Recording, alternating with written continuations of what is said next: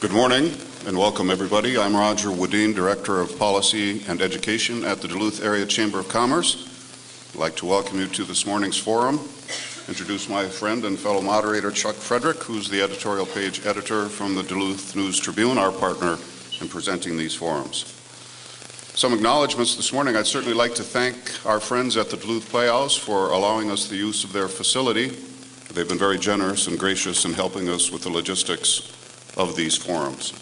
I'd also like to thank our friends at the Duluth Superior Area Community Foundation and their Speak Your Peace Civility Project.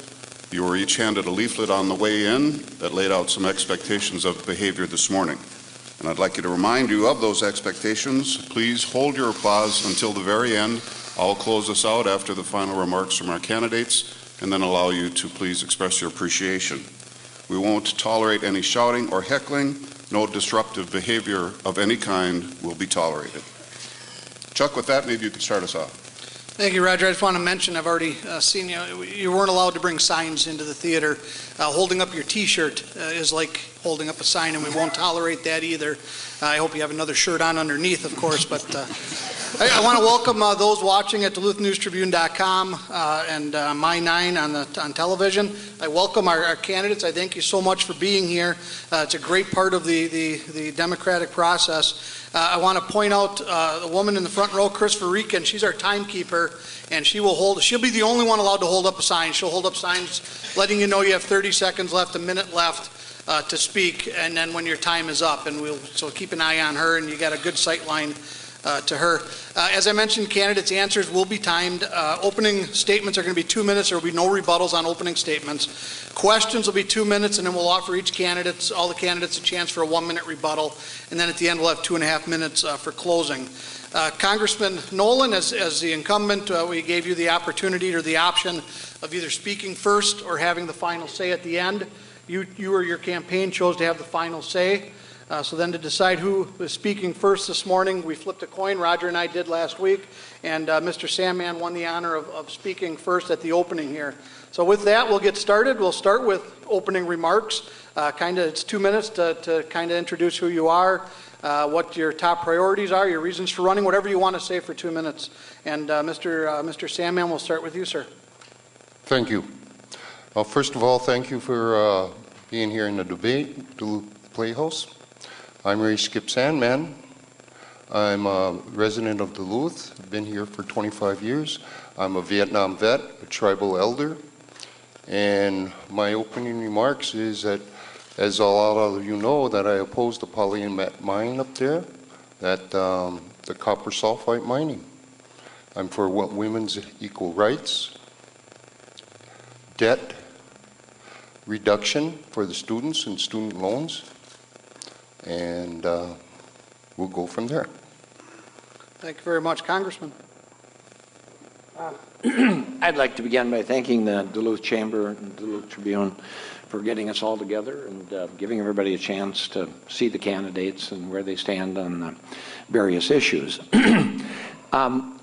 The choice, in my judgment, in this election contest really could not be more clear. The fact is, and it's undisputable, the rich are getting richer in this country, and the poor are getting poorer, and the middle class is getting crushed. And with that, the American dream is getting crushed. And the American dream is not all about everybody making a super million or a super billion, although there's nothing wrong with that. The American dream is all about having a secure job with a living wage, being able to provide health care for your family, to be comfortable that you'll be able to be secure in your retirement years, to be able to send your kids to a good, affordable school and get a good education, to belong to a union, and to have some money at the end of the week when you're done paying your bills, to do a little recreation or go to dinner with your family and friends. My dad once told me when I first went into public life, he said, "Son, if you just do a couple things, I'll always be proud of you. One is be honest, tell the truth. Number two," he said, "work for the working men and women in this country." He said, "Be their champion. Don't worry too much about the rich and the powerful. They do a good job of taking care of themselves." This election contest, I submit, is a question of who are you for. Our primary opponent here in this contest, Mr. Mills, has made it clear who he's for. He has said he wants more tax cuts for supermillionaires and billionaires, and yet at the same time, he opposes an increase in the minimum wage. The choice could not be more clear. If you know who you're for, you'll know who to vote for in this election contest. I thank you for the opportunity. We're going to have a spirited debate, and I assure you and promise you it will be civil. I'm looking forward to it. Thank you. Thank you, Congressman. Mr. Mills. Thank you. Thank you so much for having me here today. I'm somebody who never thought ever about running for public office. I'm the vice president of our family's company, Mills Fleet Farm. My dad and my uncle started it in 1955. It's hard work, sweat of the brow, reinvesting back in our business. As a little kid, I grew up working the business, cleaning toilets, sweeping floors, washing cars. Had just about every job there, and my current job right now is vice president. And one of the many hats you wear in a family business is, well, I should say in a family business, you wear many hats. And one of those many hats I wear as vice president is looking out for our 6,000 employees. And one of those hats is plan administrator of our company's self-insured health plan. I have seen firsthand how Obamacare has affected negatively our employees and their families. And not only that, I have seen all throughout our part of Minnesota how people have been negatively impacted by it. Higher premiums, higher copays, higher deductibles, skinnier networks. They're paying more, they're getting less.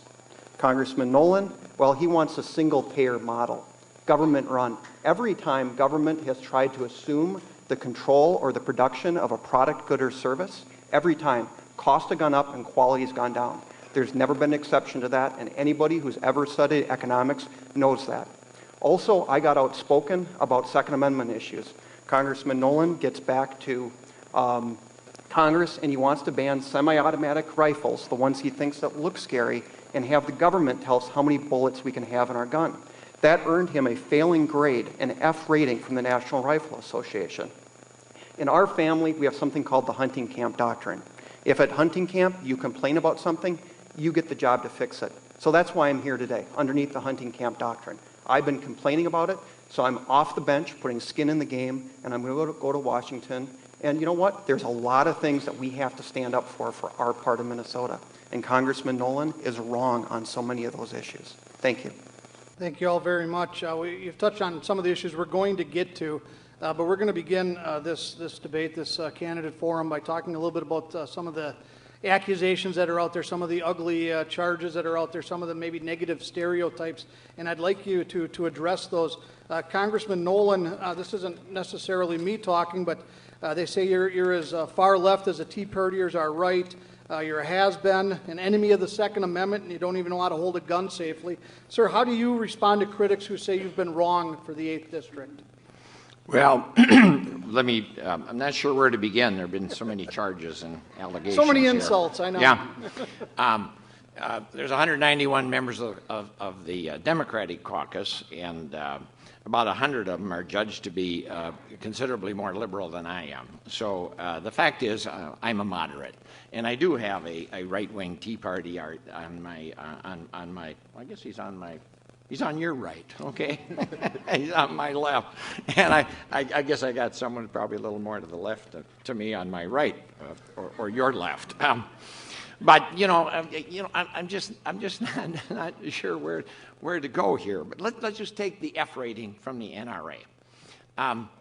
The NRA is primarily financed by gun manufacturers and gun salespeople, like yourself, Stuart. They're interested in primarily trying to sell guns. And that's all right. I mean, they've got a right to do that. But it's never been more clear that someone like myself supports the Second Amendment and the right to bear arms. Some of my most joyful moments and memorable moments in life have been with a gun in my hand. Out hunting with my dad last weekend. My wife Mary and I are out duck hunting with our grandson. You know, my wife and I were married 30 years ago. First present I bought for her on her birthday, her first birthday, was a 20-gauge shotgun. And I don't mind telling you, she was thrilled to have it, but she did look a little disappointed. You know, I think she was kind of hoping for something a little more romantic. So on her second birthday, I bought her a 30-06 with a scope on it. Stuart, I've been buying my guns and ammunition, and my family, I have from your dad and your granddaddy's store all of our life. And the fact is, I support the Second Amendment for hunting, for personal protection, for sport shooting. It's a fundamental basic right. But that doesn't mean we can't have some gun safety like background checks. I mean, do you support selling guns to people who have been found to be criminally insane or terrorists or Congressman, convicted felons? we'll get to the gun issue in just a bit. Your time is up, I'm sorry to say.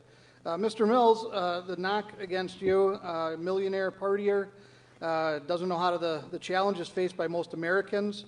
You support tax breaks for the rich at the expense of the middle class. How do you respond to critics who say you won't work for 8th District? Well, I've worked hard all my life, and in our business, we didn't have a choice. It was something we did at a very young age. My father grew up during the Great Depression, and work was not only a necessity but a virtue. I know how to work hard, but I've also had a very joyful life. But, you know, we live in a work hard, play hard part of Minnesota. And, you know, if they want to pick on my hair, well, it shows that they don't want to talk about the issues. And there are things that are facing our part of Minnesota. And the issues are, it's health care, it's Obamacare, it's our Second Amendment rights, which we'll talk about later. Yes. It's the fact that Rick Nolan voted for a job-killing carbon tax, a tax on energy that would absolutely strangle our part of Minnesota economically. And it's also about the fact, and I'm endorsed by the Farm Bureau, it's about the fact that Representative Nolan voted in favor of the waters, the EPA's waters of the U.S. rule. You know, I'd love to talk about this issues, not about my hair and the fact that my family, myself included, because a family business isn't about one person or one generation, it's about the entire family, and even family farms. That applies to family farms as well. We work hard, we reinvest back in our businesses, and that grows jobs and sustains the jobs that we have. But you know what? They want to attack a business. Again, we're not publicly traded. There's no venture capital money. There's no private equity money. It's a family business like any other. And if they want to attack me and my family for the success and the jobs that we've created, well, then that's their message. Their message is picking on my hair. I forgot to ask about your hair. Thank you for bringing it up. Mr. Sandman, you have even longer hair. Yes, I do. I think, what do you say to critics who accuse you of just being a one-issue candidate? And it's all environment, anti-mining, and then that's about it. Well, it's a very big issue, and critics will call me a lot of different things. But I look, if we don't have water, we don't have life. When I was a veteran and in service, I had to stand up in front of a bunch of people, and I had to raise my hand. And I took that oath to protect this country from foreign and domestic. That means a lot to me because I was never released from that oath. Therefore, I see what's happening up there and proposed what's going to happen up there on the Iron Range as a direct attack on America.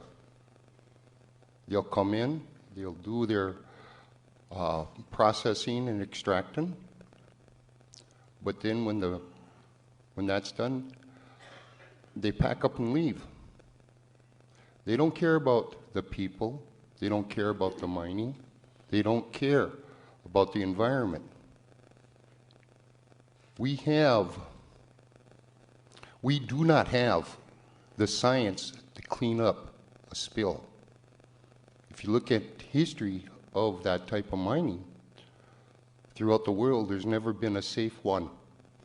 And for the life of me, I cannot understand how 200 to 500 jobs are worth our future.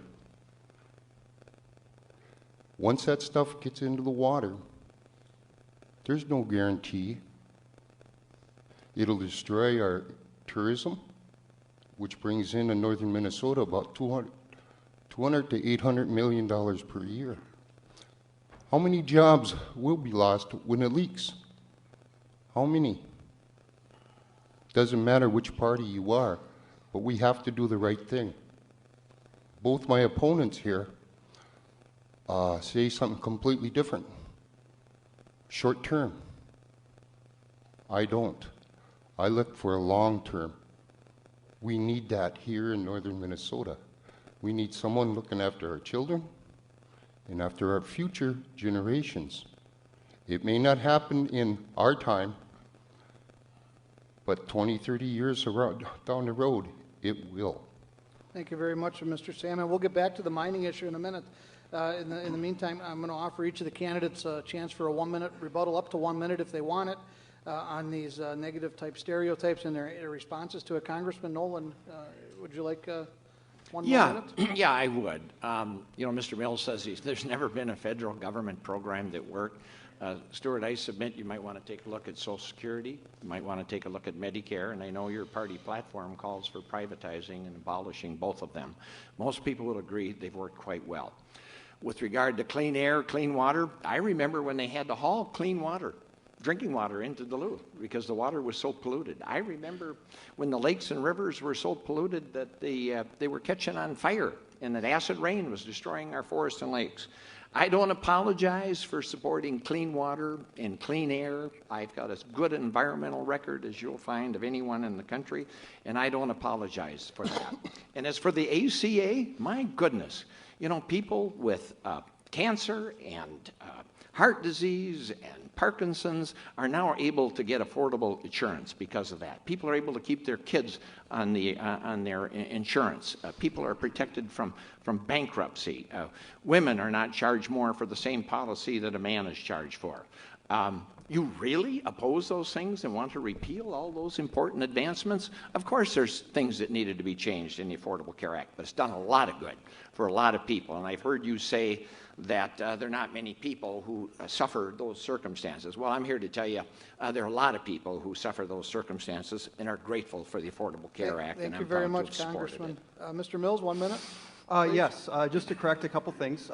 First of all, I never said there aren't many people that have pre-existing conditions. What I said is that as plan administrator, there are few people that I've run across that are not covered by HIPAA, which allows you to go from your existing plan to another plan without having to worry about pre-existing conditions. Also, I never said that there was a federal government program that never worked. You just said it a minute ago. On. May I have some time, sir? Sure. What I said was whenever government has taken over the production of a product, good, or service, costs have gone up and quality has gone down. I'm not talking about Social Security and Medicare. In the past, you have said that I wanted to abolish Social Security. It's absolutely not true. And you've also said that I want to turn Medicare into a voucher system. Not true. And I challenge you to substantiate those remarks without editing my words together out of context. Well, thank you for the challenge. The Libertarian Party, to which you are... Congressman, can we give Mr. Sandman a turn first, please? Okay. Well, one of the things is that when you talk about affordable health care, we need to make it affordable.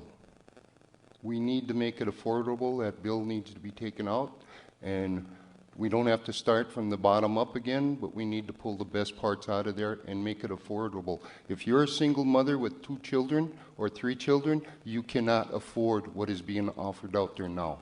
Especially if you have a low-paying job, minimum wage job, it needs to be what it says, affordable for everyone.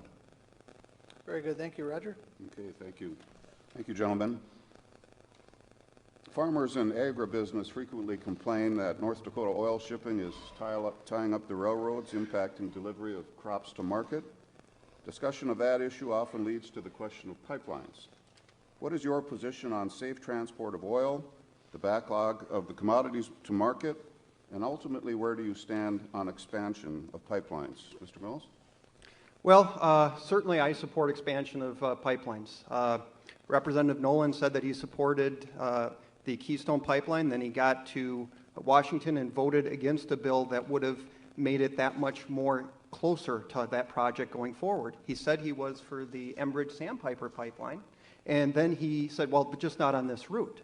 Well, if we change the route of the Enbridge-Sandpiper Pipeline, What happens is you delay it by 4 to 5 years, and it costs an additional $500 million, effectively killing the project. When you take a look at the $25 million worth of tax revenue that would come into our part of Minnesota, that's $4 million a year alone for Aiken County, which sorely needs the tax revenue. And I'm endorsed by the Farm Bureau, and when I talk to those guys, you know, they have trouble getting their products to market. And, you know, because the rail cars are loaded with crude coming off of the Bakken. So, you know what? We need to go forward with the Enbridge pipeline. They can do it safely. We need to go forward with the Keystone pipeline. Our economy depends on it. You cannot be for jobs and against the activities that create jobs. Thank you. Mr. Sandman, your opinion, position on shipping oil and pipelines? That's not a very hard decision for me, because where they're proposing to put that pipeline at runs underneath a lot of water, underneath a lot of wetlands. And if you watch the news, there's been all kinds of toxic spills out there. Is the science safe enough? I don't know. I don't think so. I know the president just the other day, or someone, I may be wrong, talked about getting new tankers. Why not split that? Some for grain, some for farm products, some for the oil. But definitely reevaluate those routes that they're talking about. I know we need oil, but at what cost? How is it benefiting us? Mr. Mills talks about some tax revenue coming through. Will that outweigh the spill if we have to clean it up? There's some real issues and some real thought to our environment that we need to think about and start doing about. I'm proactive rather than reactive. We need to sit down at the table with the people involved and bring all these issues and concerns of the people before we make a final decision on it. But where I stand right now, no. No on that pipeline. It's just like hydraulics. You try pushing more oil through it, eventually it's going to pop somewhere. We need to look at that. Thank you. Thank you. Congressman? Well, first of all, you know, I've taken the time to study the consequences of rail versus highway versus pipelines.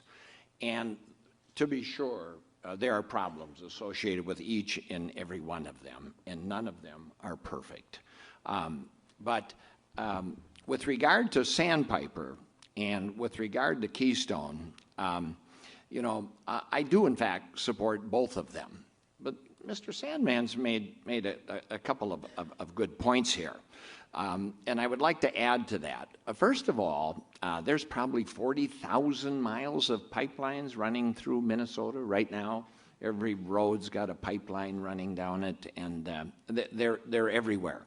I am convinced in my mind that pipelines have to be a part of the mix. They do, in fact, have a lower carbon footprint.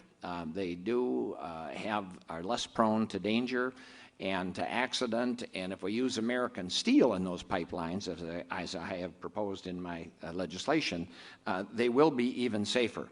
But when you talk about Keystone, the Tea Party Republicans brought a bill before the House of Representatives that exempted Keystone, a foreign corporation, from having to comply with the EPA, from having to get Army Corps engineer permits for installation and for maintenance, for having to post financial assurances when those accidents inevitably occur.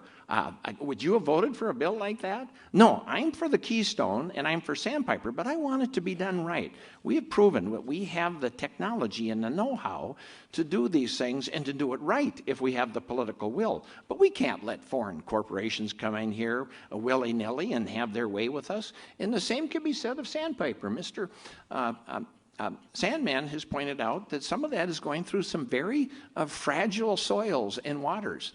And we need Sandpiper. But we can alter the route a little bit to make sure that we protect our precious waters, and that's what I'm for. I'm for pipelines, but I'm for doing it the right way. Thank you, Congressman. Mr. Mills, a rebuttal, if you will. Well, I keep getting accused of being a Tea Partier, and I'm not sure that's entirely accurate. But nonetheless, you know, the EPA and the Army Corps of Engineers has been weaponized against projects such as Keystone. And you know what? After years and years of trying to get it done, and if these agencies aren't looking how it can be done, but trying to come up with every reason how it can be stopped, you know what? It's time to get the people's to take control of their government, again, from the bureaucracies and the various agencies, so we can get projects like a Keystone going, so we can improve our balance of trade, our balance of payments, so we can become energy independent and then become a net exporter of energy. So whether it's Keystone, whether it's Polymet, enough is enough. We have to get on with it. This is jobs, it's our economy. This is the worst economic recovery in U.S. history. And we have various government agencies and bureaucracies for no good reason. All the hoops have been jumped through, the I's have been dotted, the T's have been crossed. Let's get on with it. Let's reignite our economy. Mr. Sandman, you care to respond? Not at this time. I mean, it doesn't make sense to me. Why endanger our wetlands for what it would bring to us? Does not offset. I always look of Mr. Mills made the statement of Camp Doctrine, leaving it better. I don't see that happening when it does break. We don't have that technology. We don't have the funding for it. I can't see them stepping forward and doing it. I really don't. You know, we really need to take a look at this. This is dangerous. This is dangerous for the small-term benefit, for the long-term effects that will happen. It's not will it happen, but when it happens. Thank you. Congressman, any final thoughts on that? Well, not to be repetitious, but, you know, like I said, I grew up in a time when the lakes and rivers were so polluted they were catching on fire. The Mississippi River, where we live, why you get down there in the spring and there were toilet paper and condoms and turds hanging on every branch, and that was the good stuff, you know. That wasn't the toxic stuff. So, and you had to haul drinking water into Duluth, and acid rain was destroying our forests and our lakes, and everybody said, well, you got to have jobs or environment. You can't have both. Well, guess what? We went to work. We proved we have the brains. We have the technology to do both, and to do both, we must. Our waters are precious. Our jobs are precious. Our mining, our manufacturing is precious. Rebuilding this middle class is precious.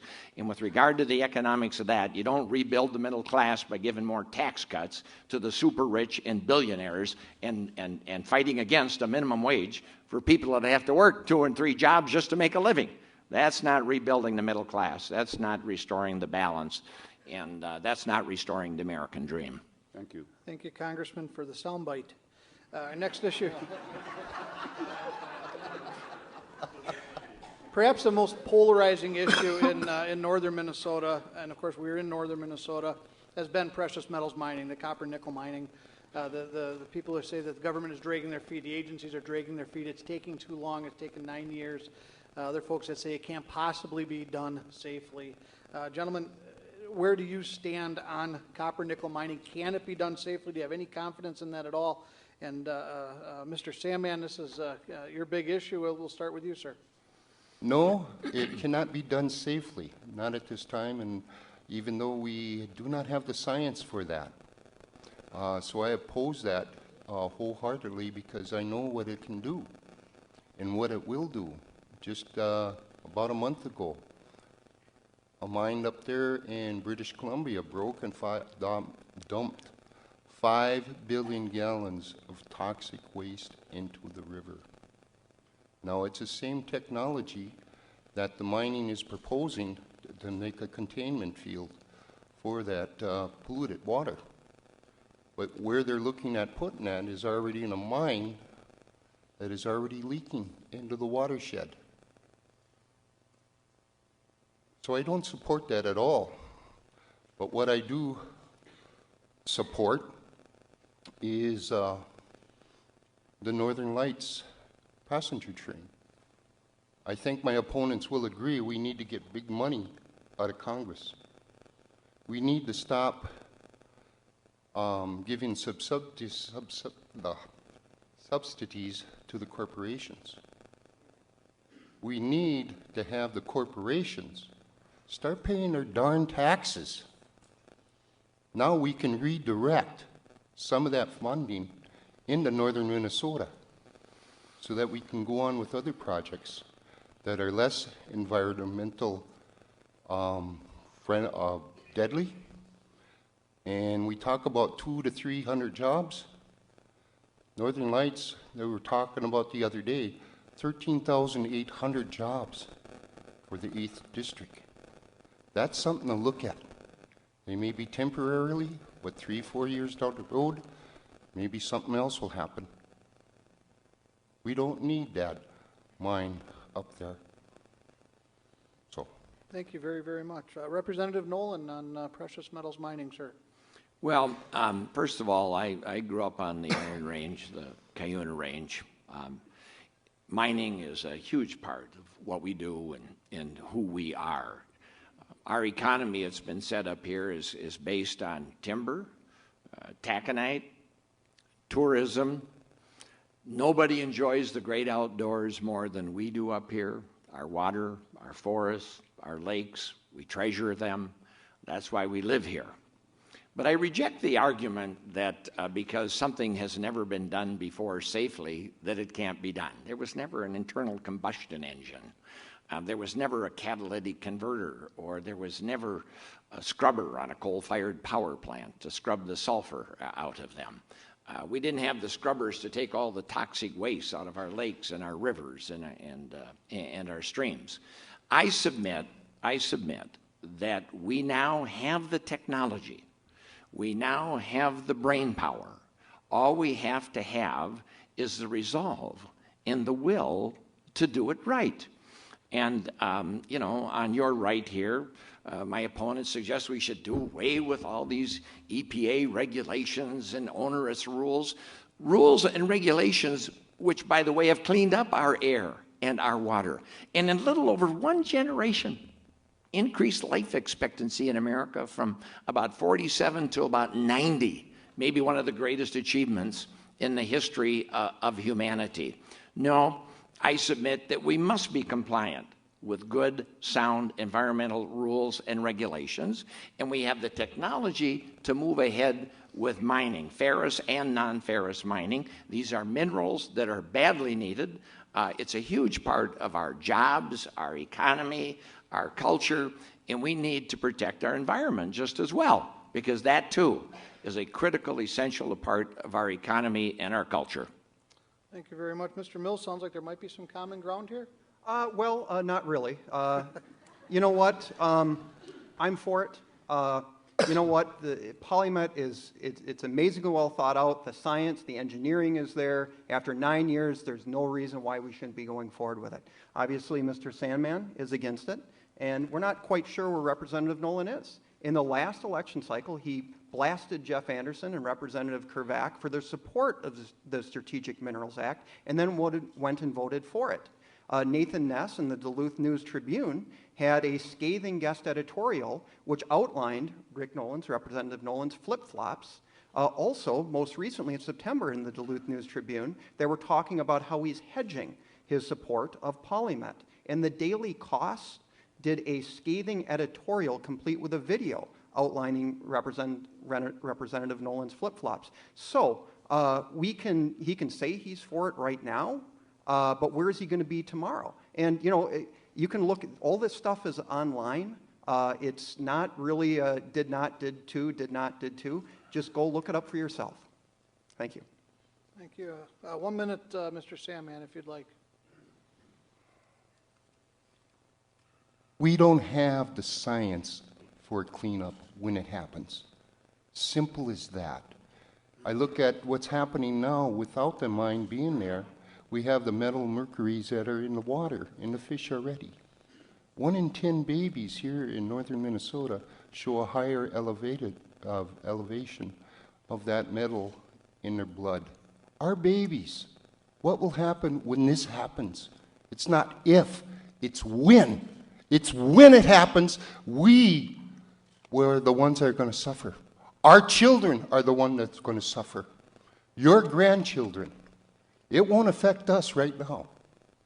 But you go down 2 generations, it will. And if their record is so great, why are all the accidents happening with this type of mining around the world? It is unsafe because we cannot take care of it when it happens. Thank you. Thank you. Congressman, 1 minute, please. Well, I do support polymed. I have always supported polymed. I have always supported mining, and I have always supported doing it the right way in compliance with good clean air, water, health, and safety standards. Now, obviously, you take issue with the standards and you take issue with the mining. My position has been consistent.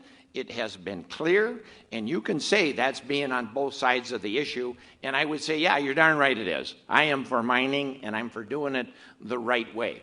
And with regard to the technology, Minnesota's been a leader in clean water technology. We make some of the best high-pressure pumps through companies like Water Engineering. We make some of the films that go into reverse osmosis. And with regard to wild rice, I've been picking wild rice all my life. I picked rice this year. Me and too. yeah, and the rice where I wasn't very good either, Skip, but we got a few pounds. But you can take, and Polymed has said, give us your standard. You want 250 parts, 10 parts, 0 parts. We'll buy the pump, we'll buy the filtration, and we'll give you whatever standard you feel is important to protect the water and protect the rice. We have the technology, we have the know-how, we just have to have the political will. Thank you very much. Mr. Mills. My rebuttal is simple. If anybody wants to know the truth about how Rick Nolan's been on each side of the issue and trying to walk the tightrope and hedge, just go to Google. Just Google it. The information's out there. The debate's over. Thank you, gentlemen. We've touched on it in some of your comments, but let's explore it a little further. The Affordable Care Act. It's an important issue. It keeps coming up. It has withstood dozens of challenges in Congress. It's withstood scrutiny by the Supreme Court, and it currently is the law of the land. Is it a settled issue, or in your opinion, where do we go from here? Congressman Nolan? Well, there's never a final score in politics, so I suspect it's not a settled issue. But I do like the good things that it has done. I have, in fact, probably some of our same friends here, one with Parkinson's disease and another young couple with a child with a brain tumor who were thrilled with the Affordable Care Act because they were protected from bankruptcy and they were able to get affordable insurance to provide for their family. Those are just a couple of the things that the Affordable Care Act has done that I think are most important. Now, is it the final thing? No, I've introduced a number of amendments to make some changes to it, to make it better. And yes, I do support single payer, which is exactly what Medicare is. You know, they administer the Medicare program in this country for about 3 or 4%. The private sector insurance programs administer for about 27%. And that's why, you know, practically a third of all the healthcare dollars that we spend go into administrative costs and profits for big insurance companies. We need to find a way to get universal health care that's affordable for everyone in America. There's still 40 million people that don't have insurance in America. This problem is not fixed yet. This thing is not over with. There's still a great deal more that we need to do to make sure a number of things. One is make sure everybody pays. You know, that's kind of a conservative notion, but I embrace that. Make sure that everybody's paying the same rate because that's the fair way to do it. And make sure that everybody's got the fundamental basic coverage. That's what Medicare attempts to do, does a pretty darn good job, and that's what I propose for the American public. Other nations in this world of ours do it, and guess what?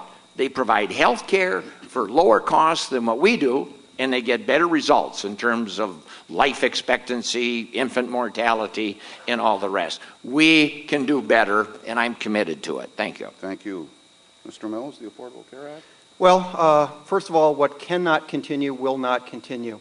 And as what we've seen from the Affordable Care Act so far is that costs have gone up and access has gone down. We have people that are paying higher premiums, higher copays, higher deductibles. They're getting less for it. Remember the promises. If you like your plan, you can keep your plan. If you like your doctor, you can keep your doctor. And everybody's going to save $2,500. Well, that's a lie because it's a bad plan. And it will not work. I am for healthcare reform. Healthcare reform that actually brings down costs and increase access. And I'm also for the goals of the Affordable Care Act, which is making sure that people don't have to worry about pre-existing conditions, lifetime maximums, or if they have a catastrophic health condition, that they don't have to worry about where the care is coming from. However, we have to decide who we are as a people, who we are as a society. Are we a society of social safety nets and legal protections, or are we a welfare state with a government big enough to give us everything, but also big enough to take it away? So we need to strengthen social safety nets such as MSHA, Minnesota Comprehensive Health Association, which due to Obamacare is going to be closing at the end of this year. So we could have looked at that high-risk pool. Was it perfect? No. But could we have made it better? Yes. We could have worked on our social safety nets and legal protections as HIPAA, and then let the free market bring the medical economy, the inflation rate of the medical economy, in line with the inflation rate with the rest of the economy. Because we know the free market works, and we know that socialism does not work. So buying and selling insurance across state lines, tort reform, price transparency in the medical economy, and also more utilization of health savings accounts to put the power in the hands of the patient and the consumer. So it shouldn't be between the patient, the government, the insurance company, and the doctor. It should be between the patient and the doctor. We have to get back to what we stand as Americans. Thank you. Mr. Sandman, your thoughts on the Affordable Care Act? And that's just it, affordable. I'm in for everybody does need insurance, single payer. But the program that is out there right now does not make it affordable to anyone who is single, maybe living on welfare,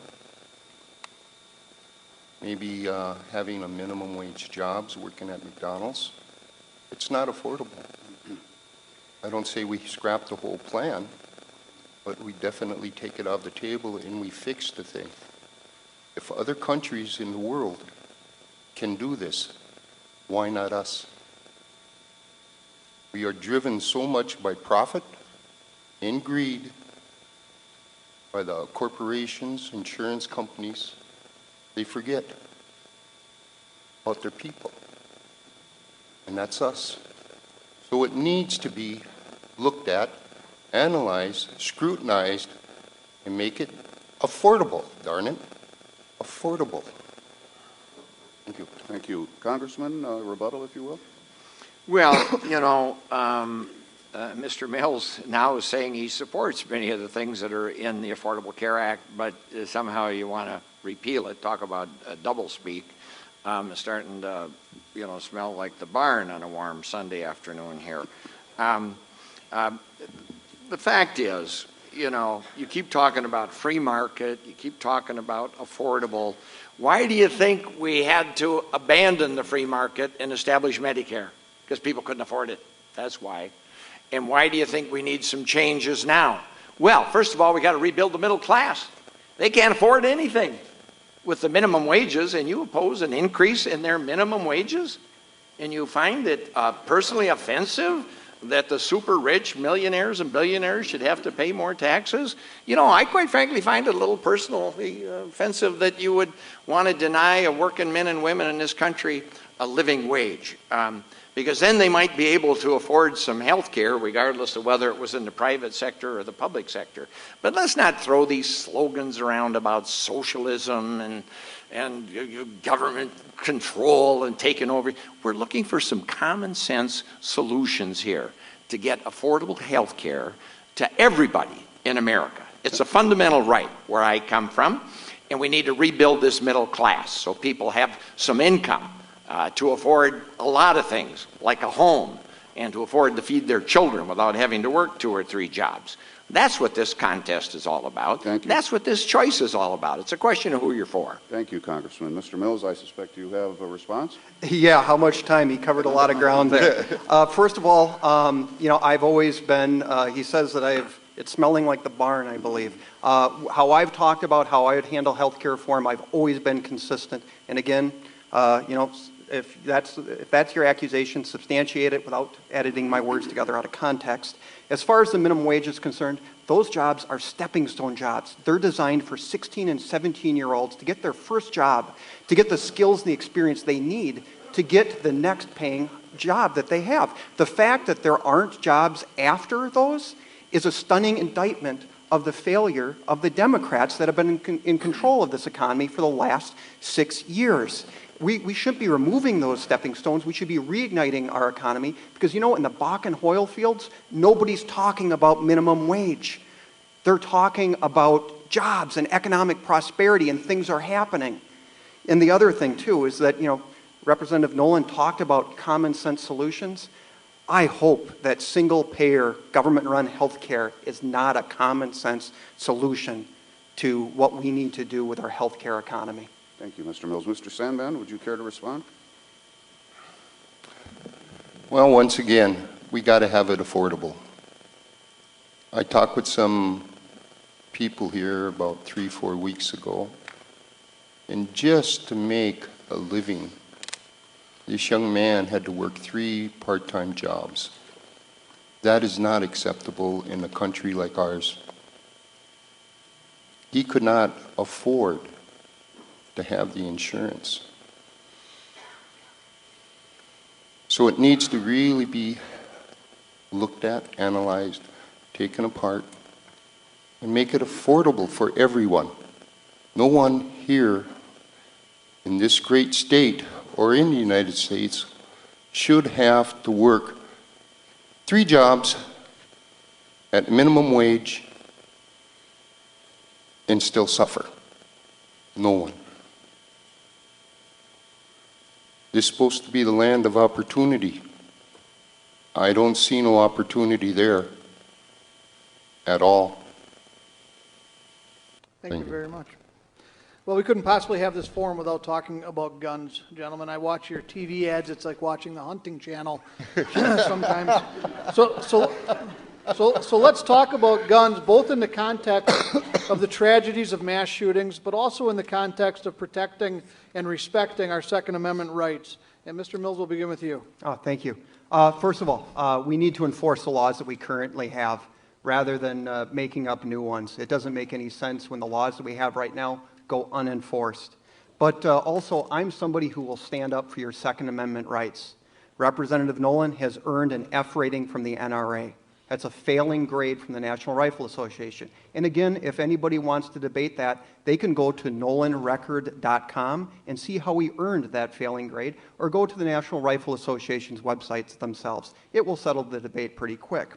However, he also voted for a national gun registry, the McClory Amendment.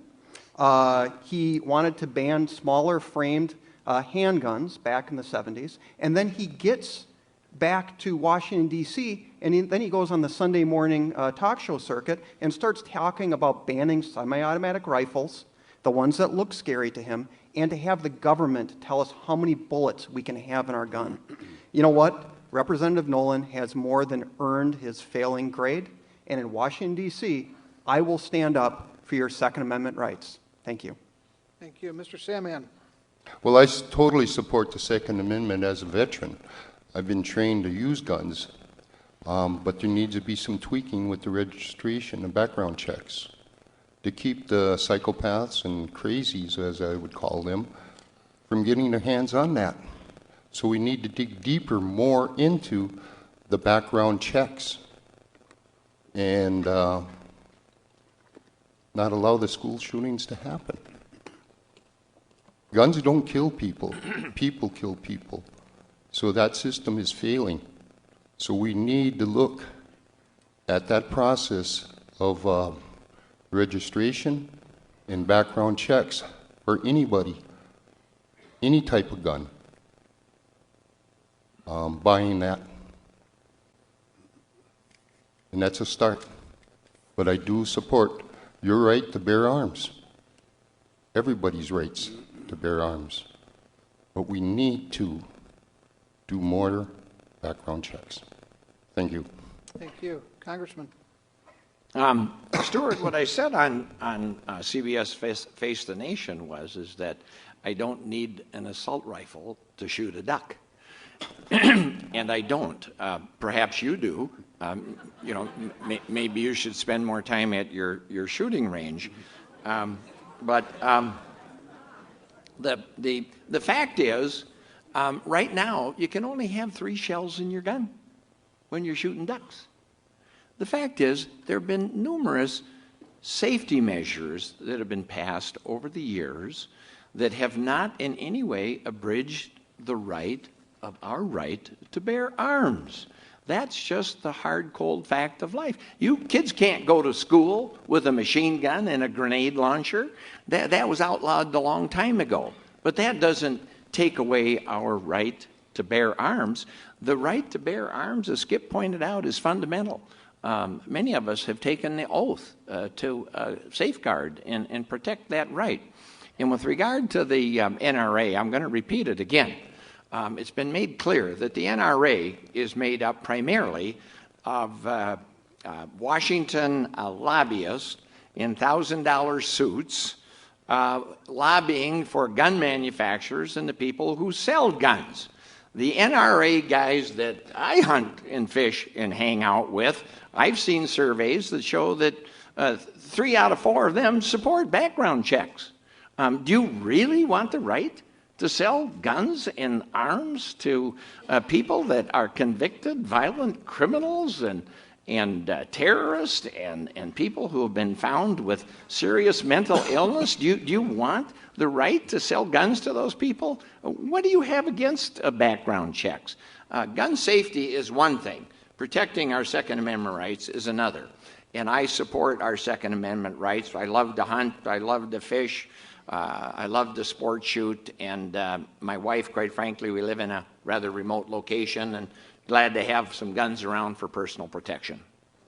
Thank you. I'd like to remind a few members of our audience to please control themselves. Mr. Mills and Mr. Sandman and Congressman, I'll offer you 1-minute rebuttals, and maybe we could touch on reasonable gun control, which we keep hearing about. Mr. Mills? Well, first of all, I think it's way over the line to accuse me of wanting to sell guns to criminals and terrorists. We have the NICS background check right now, and again, we should follow the laws we have rather than to create new ones. And I believe the exact quote that you used was, "I don't need an assault rifle to shoot a duck, and I think they should be banned." All semi-automatic rifles, that's what we're talking about, work exactly the same way, regardless of how they look. And also, you know what? I don't want the government to tell me I can only have 3 bullets in my gun. So if you want to find out how Rick Nolan earned his failing grade from the National Rifle Association, you can go to the NRA's website or to nolanrecord.com. Thank you. Thank you. Mr. Sandman, do you have anything you'd like to add, sir? Just want to reiterate is that we need the background checks. Everybody in this great country of ours has the right to bear arms. But we need to do something to keep the crazies, the psychopaths, the mentally ill from getting their hands on assault weapons and walking into a school because they had a bad day. We need to do better background checks. Thank you. Thank you, gentlemen. That's true. Congressman has one Oh, minute. excuse me, Congressman. Well, I just want to agree with Mr. Sandman here. And Stuart, you know that they can walk across the street. The people that Mr. Sandman is talking about that we don't want to have guns, they can walk across the street from your store and go to a gun show and buy all of those guns. And as Mr. Sandman said, and I agree, something needs to be done about that. And I'm sorry that you oppose that. But many of us feel that background checks are important to keep guns out of the hands of murderers and traitors and people who are violently and criminally insane and threatening violence on other people. There's no reasonable civil rationale for not putting together a complete system of background checks to keep guns out of the hands of people with those histories and those kind of inclinations. Thank you, Roger. Thank you. Gentlemen, let's turn our attention overseas for a moment. We are confronting a growing terrorist threat in ISIS. The United States has led a coalition in airstrikes, but experts say strikes alone won't win the battle. The administration says we will not commit ground troops. How do you propose we deal with this issue of a growing terrorist threat? Mr. Sandman, we'll start with you.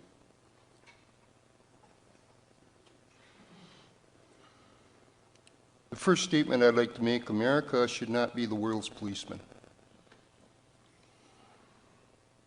Our coalition forces need to step up and put their troops on the ground. I've been to war, I've seen war, and I've seen the damage it has done to our young men and women, both from the past and from the future. I've served 2 tours in Vietnam, so I know what the enemy is like, how they hide. But to risk our young men and women, I don't believe the United States needs to send our ground troops in. A limited air assault, what they're doing right now, I agree with that, but we need to have Saudi Arabia step up. They have the biggest air force in that region. Let them step up and start putting their troops on grounds. Let their troops face the danger. I'm sick and tired of the United States being called in to be the world's policeman. We need to step back. We need to bring our boys and girls home and let them fight it out over there. Because they have the resources, they have the funding from the United States to do that. And by God, they should step up and save our young men and women, not put their lives in danger.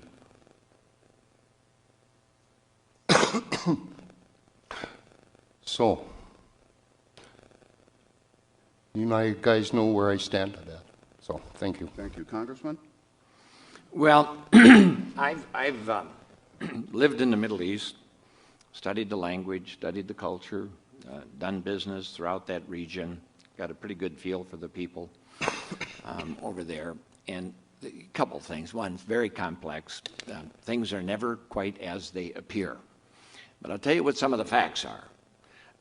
We have spent trillions of dollars, precious blood, in this conflict.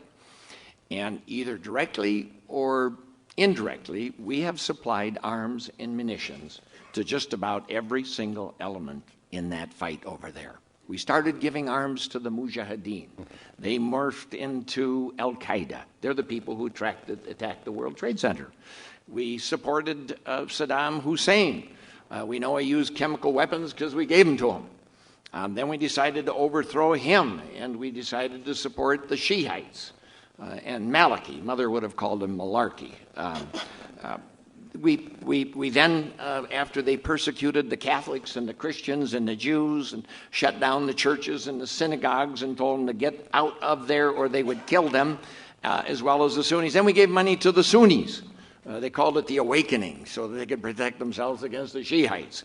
Then we sent arms in directly and overtly and through our allies into Syria, to the al-Nusra, to the al-Sharam, to the Free Syrian Army, who, by the way, are actually the Muslim Brotherhood. Then we were going to attack Assad, and because he was aligned with Hezbollah and with Iran. Now we're going to attack the people who are opposing Assad in alliance with Hezbollah and with Iran and the other radical elements. The point is, no matter how well-intentioned we are, We have given money and arms to everybody on every side of this fight. We can ill afford it. These are monies that are needed here in America for deficit reduction and for rebuilding America. Bring our troops home. Get out of this conflict. It is not our fight. It is theirs. They've been in it for thousands of years, and we can ill afford to spend any more money in this conflict. Thank you, Congressman. Mr. Mills? Well, it starts with our failure to get a status of forces agreement with the Iraqi government. We very well could have gotten it. The fact that we prematurely withdrew our troops from Iraq created a vacuum. Into that vacuum was filled up by bad people doing bad things. Al-Qaeda is not on the run. They have not been decimated. What we've done is we've given them a country. We don't have a choice in this one. They have a direct stated intention of attacking Americans, attacking America and American interest abroad. And the current track that we're on is the right track because we need to leverage our air power. We need to work with our allies in the region, whether it's Saudi Arabia, whether it's Turkey. It looks like they're getting interested, and it's right in their interest to make sure that we crush the threat of ISIS, or the Kurdish Peshmerga, partnering with them, or properly vetted, the operative words is properly vetted moderates, making sure that we're able to give them the training and the arms, the logistical support, and the intelligence they need so this particular coalition can be successful at undoing our mistake of creating the vacuum. Thank you. Thank you, Mr. Mills. Mr. Sandman, would you care to respond? Well, I agree here with Mr. Nolan. We need to stop selling arms to all those people over there. We need to bring our people home. They've been fighting for how many thousands of years? And I don't believe we're doing them any favors by supplying arms to there. We need our boys and young women home. We need to stay out and quit trying to be the world's policeman. We need to take care of what's happening here in the United States. Thank you, Congressman. I want to reiterate that we have no friends in this conflict. Inevitably, it's the arms that we send that are used against us. And even if you think it's a good idea, we can ill afford it. It's bankrupting this country. It's bankrupting our nation. Those are monies we not only need to rebuild America, those are monies that we need to protect and take care of the veterans when they come home. We have a sacred obligation to take care of veterans who have served and protected us, to serve and protect them when they come home. And I've been committed to that. And this is why we have to put an end to our involvement in this conflict. All it does is make us a target, and it prolongs the conflict, it exacerbates the violence, and it's a conflict that only the people in the Middle East can resolve among themselves. Everyone has said, if we're going to resolve it, we have to put boots on the ground. We have to be there for another 25, 30, 40 years. Well, America will not be around in another 25, 30 years if we keep spending these billions and billions of dollars in nation building abroad at a time when America's bridges are falling down, our veterans are not being taken care of, and we need to use those monies and those energies for deficit reduction and rebuilding America. Thank you. Mr. Mills? Well, there's one thing in there that I agree with, and that's that we have to take care of our veterans. We haven't done a very good job with it in the past, but we have to do a better job. Everybody gave some gave all. And it's something that we just as a country have to make that a priority, that if we're going to be sending men and women abroad to fight our wars, we have to take care of them when they come home. But we don't have a choice in this. We can't bury our heads in the sand while there are people being beheaded, Americans being beheaded in the sands of the Middle East. Thank you. Thank you very much. You've all kind of hit on this issue of taxation, so let's talk a little bit about taxation. The one side is tax the rich, rebuild the middle class. Other side charges that you're offering tax breaks to the wealthy, tax breaks to corporations that ship jobs overseas. Honestly, what approach when it comes to taxation best benefits everyday Minnesotans, and which approach more quickly fuels economic upswing? Representative Nolan, can we start with you, please? Yeah. First of all, if it's not known, it should be known that I spent the last 32 years of my life in business. I built my own business, a sawmill and a pallet factory business. I bought logs from the loggers throughout this district. I've delivered pallets to the manufacturers in this district. I know what it's like to build a business from the bottom up and create jobs. I know what it's like to have to meet a payroll. I know what it's like to have to finance a business. I know what it's like to have to comply with a wide range and a myriad of government rules and regulations. And would I like not to have to be obligated to do any of that? Well, yes, of course. But it's necessary. I don't mind telling you, in the sawmill business, before OSHA, there was nobody who could count to 10 on their fingers because they'd lost too many in the saws. In the Brainerd area, I remember when kids were 25 and 30 years old and their life was over for want of a little ventilation because their lungs were full of fiberglass. And now with OSHA, why, guess what? They're still making fiberglass boats, and kids are able to retire. So when it comes to taxes, I'm fully supportive of things like investment tax credits for investing in new equipment and new machinery.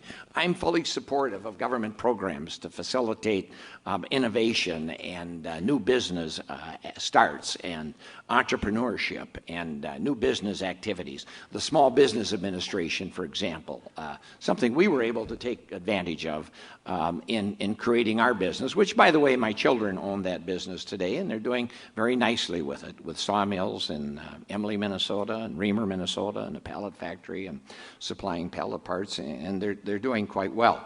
But if we want to rebuild this middle class, we got to get away from this trickle-down theory, give more money to the super rich and the billionaires. We need to rebuild it from the bottom up. And that's why I disagree so vehemently with you on the need to provide more tax cuts for the super rich and your opposition to increasing the minimum wage. Beyond that, we need tax incentives to stop sending manufacturing overseas and headquarters overseas to escape taxation. It's time that the rich and the powerful who have benefited so much from the greatness of this country step up and start paying their fair share in the same way that working men and women in this country are paying more than their fair share. Thank you, Congressman. In fairness, we'll give Mr. Mills, Mr. Sandman a minute and a half here, or 2.5, excuse me. Mr. Mills? Oh, thank you. First of all, our tax code is way too complicated. The IRS is way too powerful, and they've been weaponized against the American people. We need a flatter, fairer tax code that benefits the middle class. We're talking about one deduction, automatic above the poverty line. And then we're talking one or two lower rates, and then deductions starting for charitable giving, mortgage interest, and also expenses for education. Not limited to those, but it has to be flatter, fair, it has to be budget neutral, and it has to be so simple you could fill it out on the back of a postcard and send it in, because we need a smaller IRS and a less complicated tax code. But we have to understand the economic engine of our part of Minnesota. Over 80% of all employers are small and medium-sized businesses that are taxed at the personal individual level. They're subchapter S, they're LLCs, they're sole proprietorships, they're partnerships. They pay taxes as individuals. And when they're paying a higher tax rate, 39.6%, and corporate America, Wall Street, is paying 35%, and they have armies of accountants and lawyers and CPAs, you know what? That's the reason why we have disproportionately, one of the reasons why we have disproportionately high unemployment in our part of Minnesota. You know, the numbers, for the state look good, but when we start picking apart what's happening in the 8th District, the Iron Range has 64% higher unemployment than the rest of the state. Brainerd and Grand Rapids in the last several months have topped out above 10% unemployment. And in Bemidji, yes, the outskirts of Bemidji are part of this district. They have topped out at above in the last several months, 10%. But that's not the real numbers there. We had a much higher rate of employment, participation in the employment market about 6 years ago.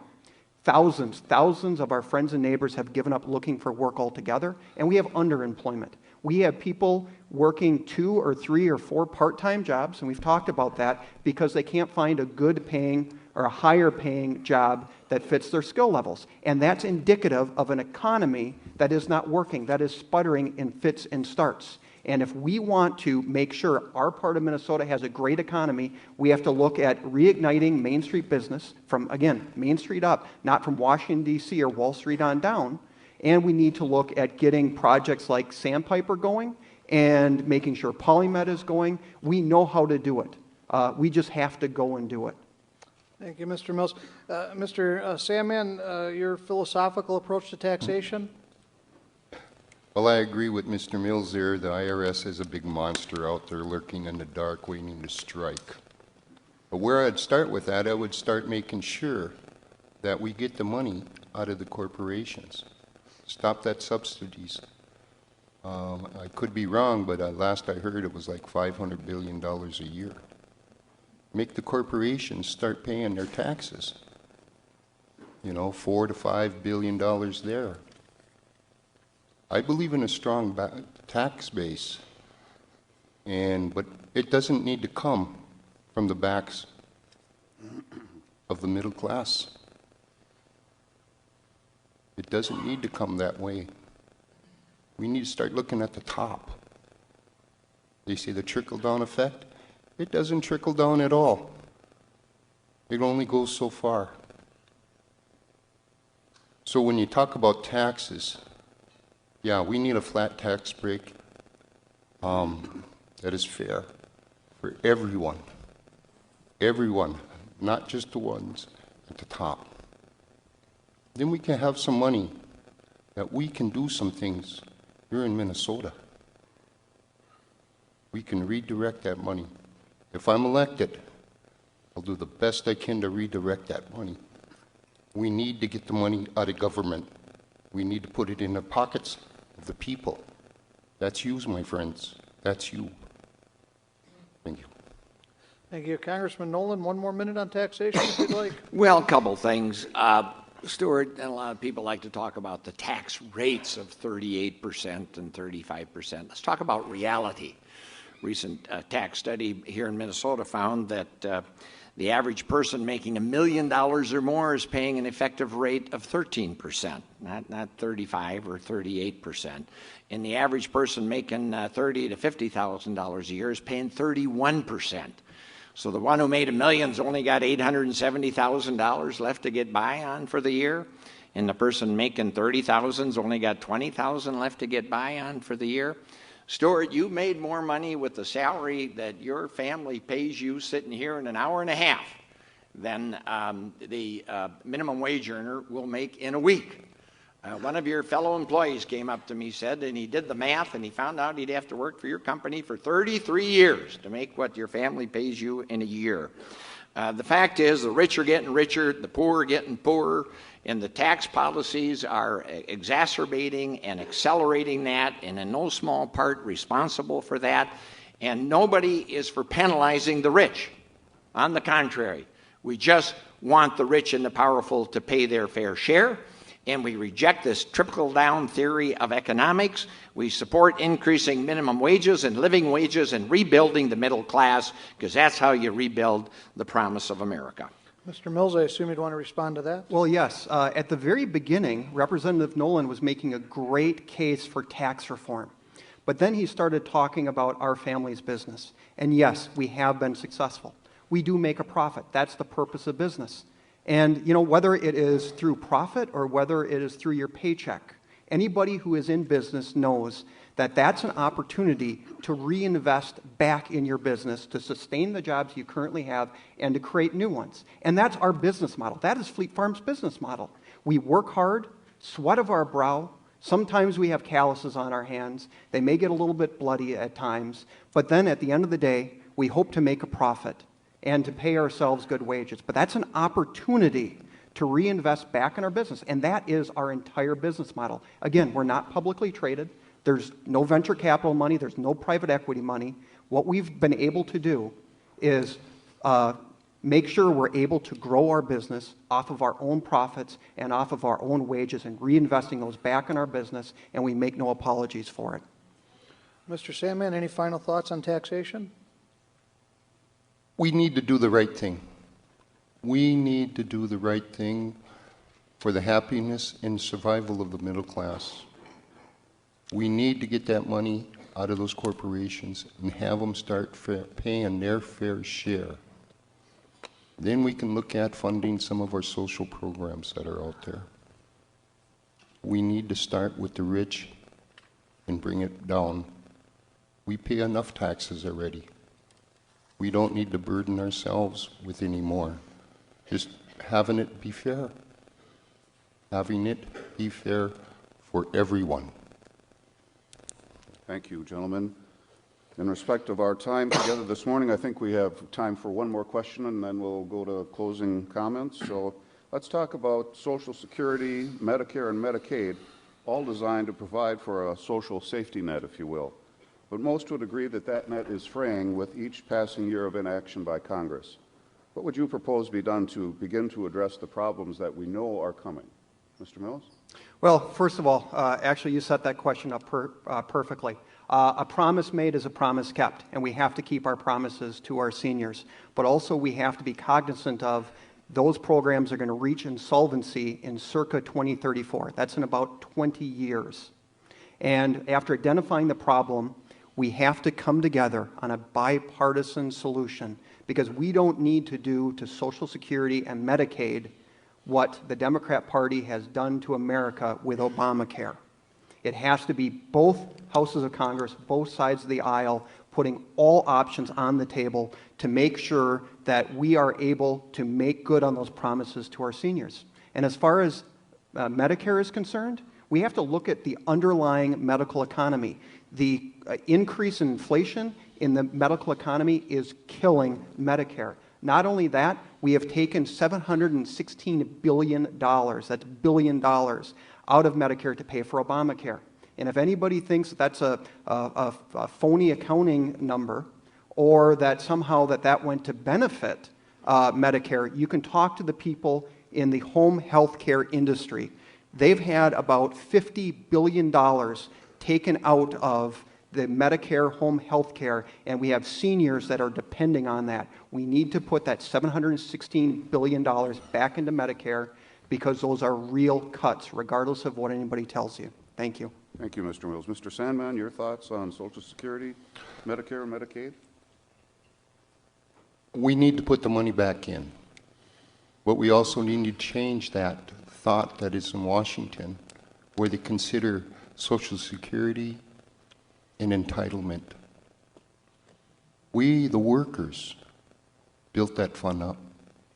And by God, just because they're sitting in Washington, that's our money. That's our money that belongs to us for when we get older. Medicare is the same way. They sound good, but if they're an open door for a bank robber, it's going to bankrupt all of us. So we need to do the right things. We need to put the money back. Social Security is not an entitlement program. And we need to let all our representatives in Washington, the Senate, say, no, enough is enough. Thank you. Thank you. Congressman Nolan? Yeah, first of all, I want to reemphasize something Mr. Sandman has just said here, and that is Social Security and Medicare are not entitlements. They are earned benefits that people started paying for the first hour, the first day, the first month that they ever went to work, with the hope and the expectation that they would live long enough someday to enjoy the benefits. And the fact is that nothing has done more to lift more people out of poverty, maybe in the history of the world, than Social Security. Nothing has done more to extend the lives of our senior citizens than having access for all through Medicare, a single-payer system, by the way, Stu. The fact is that Social Security's got a $2 trillion surplus in it. And in the absolute worst case, and that's based on projections, we don't know what it'll actually be, but it's good for 20 or 30 years, and experts, actuaries say that if we just lifted the cap on the amount that people have to pay their Social Security taxes on and make millionaires and billionaires pay the same rate that working men and women pay, why we would make Social Security secure ad infinitum. And you're talking about keeping all options on the table when your own political party that you choose to caucus with has called for the privatization and turning Social Security over to Wall Street? I will oppose that with all my might and all my strength.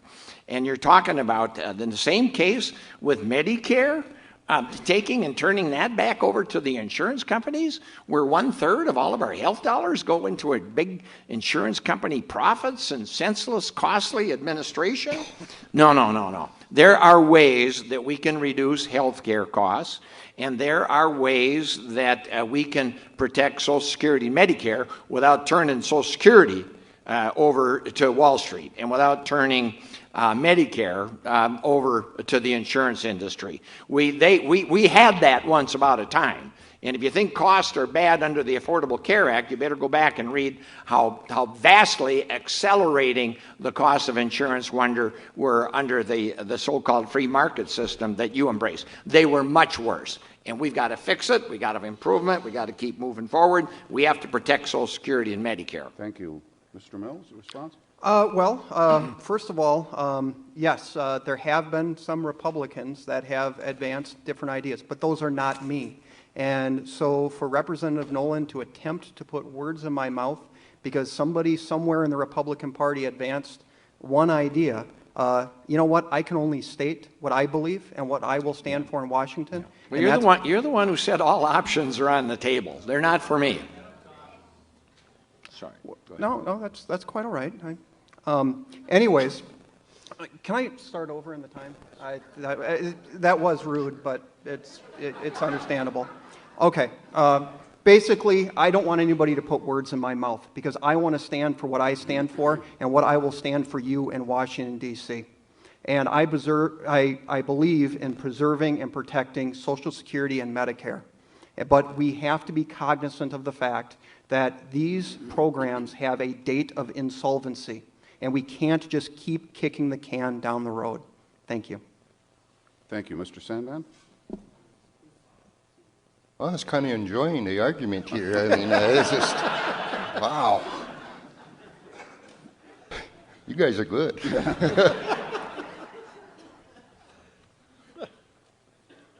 We need to, it's not an entitlement program, and people need to realize in Washington, we need to have that affordable, and all the things we talked about here tonight come back to the middle class people. If I'm elected into the office, I'll do everything I can to keep those costs down, bring that money back, and put it back where it belongs, with you, the people. Thank you. Thank you. Congressman? Well, I guess do I get another minute? What a deal here. I'll go back to what I said before. You've chosen to propose to go to Washington and caucus with the people that want to privatize Social Security and privatize Medicare. And it's one thing to say you want to protect it, but you know, the devils are in the details. And if your idea of protecting it is keeping all options open, including the option of privatizing both, which is what the people that you propose to caucus with, that should be a little disturbing for people who are relying and counting on Social Security and Medicare. And I would just submit once again, nothing has done more to lift more people out of poverty than Social Security. And nothing has done more to extend the lives and add more life to the lives of our seniors than Medicare. They're two wonderfully good programs, and I have no interest whatsoever in privatizing either one of them, and will do whatever it takes to preserve them as they are. They have never failed to meet an obligation. There's never a year that they haven't produced a profit, and they have done so much good for our seniors that I will do everything in my power to protect them as they are. Thank you, Congressman. Let's move to closing statements, and I'd ask each of you to limit your comments to 2.5 minutes, and I'd ask the audience to please refrain from applauding until some final thoughts of mine. Mr. Mills, let's start with you. Your closing comments? Well, it's pretty simple. We've heard a lot here today, and the question is, who is better to represent our ideals and our priorities in Washington, D.C.? Somebody who voted with Obama approximately 90% of the time, somebody who is F-rated by the NRA, somebody, we didn't touch on it a whole lot, but somebody who actually voted for an energy tax, a carbon tax, that would strangle the economy of our part of Minnesota. The number one cost of production, or the number and expense in mining, is energy. That carbon tax, that energy tax, would strangle our Iron Range. And the same for timber and the paper industry. A large part of their expenses is energy. That carbon tax, that energy tax, would strangle our paper and timber industries. The Port of Duluth ships about 40% of the tonnage that goes through the Port of Duluth is coal, carbon, energy. That would strangle our part of Minnesota, causing us to pay more at the pump and causing us to pay more in our home energy bills. Somebody who supports the Waters of the U.S. rule, which would cause the EPA to be able to come in and regulate drain tile, ditches, and ponds on our families' farms, or somebody who thinks that Obamacare is a great first step to government-run single-payer health care. So hopefully you've listened carefully. You've listened with open ears, open arms, and open hearts. And I look forward to your vote and representing you in Washington, D.C., because I truly believe, based on what we talked about here, is that I best represent the values and the priorities of this district, and I look forward to going to Washington, D.C. to serve you. Thank you. Thank you. Mr. Sandman, your final thoughts? I'm a common person, and I use common sense. If I'm elected, I can walk between both parties. I'm not stuck in the party mode, rather it be Republican or Democrat. I care about you and doing the right things, lowering taxes, student debt, jobs, environment. And number one is environment with me. There's a lot of talk out there that the corporations and the powers that be don't care about the environment or the people. They are fed by greed. They don't care about you. The parties, I believe, don't care about you. It's about control and power. I care about you. I care about your grandchildren and their right to life. When I'm elected, I will make my voice heard. And I'll do the best that I can for you. For you're the ones that put me in power. You're the ones that put me in the office. And your voice will not go unheard. So vote for me, November 4th. Thank you. Thank you. Congressman Nolan. Well, again, I want to thank everybody for this opportunity, thank my opponents here in this race for a spirited debate. It should be pretty clear by this point what the choice is and who you're for. One other little element I'd just like to add to it is, and that is the question of, who can get things done in Washington as well. Independent groups rated yours truly in the upper 10% of people who were able to introduce legislation and effectively get it passed into law. Believe me, as a freshman, in a Tea Party Republican-dominated House of Representatives, that is no easy task. Time magazine cited my leadership for keeping us out of the war in the Middle East. I sponsored an amendment on the floor of the House to knock $89 billion out of the Afghan Reconstruction Fund. Why? Because we need that money back home for deficit reduction and rebuilding America. That's enough money to finance the state of Minnesota for several years and still fund our schools, our roads, our bridges.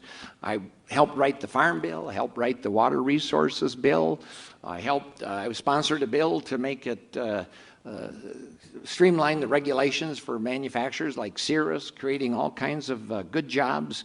I passed legislation to prohibit the presidents, Republican and Democrats, from raiding our Harbor Trust Fund. I passed legislation helping protect the Great Lakes in our Mississippi watershed from the various invasive species that destroy our native fish and aquatic life.